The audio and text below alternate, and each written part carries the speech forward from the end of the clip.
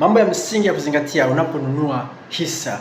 Ukinunua hisa wakati ikiwa shilingi 1,500 mfano, alafu ikipanda na baada ya muda ikashuka ikaenda chini ya ile bei ambayo ulinunulia, usiwe na pressure ya kuuza wakati ule. Kwa nini? Kama hisa ulionunua kwenye hiyo kampuni inafanya vizuri, hiyo kampuni, hakikisha wakati bei ikishuka chini unaongeza manunuzi makubwa, yani unanunua hisa nyingi zaidi wakati bei inapokuwa chini. Unakuwa unatengeneza faida. Kwa sababu gani?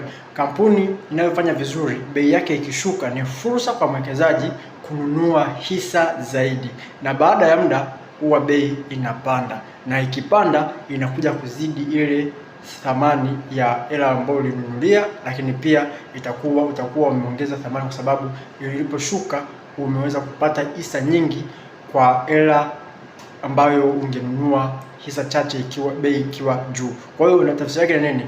Unapoona kampuni ambayo umeichagua kuwekeza ni nzuri na inafanya vizuri sokoni, bei yake ikishuka, hakikisha unaongeza hisa, unanunua hisa nyingi zaidi, ili kusudi kuongeza utajiri wako au kuongeza faida au kuongeza capital gain pale ambapo bei itapanda juu katika hisa ambayo umenunua.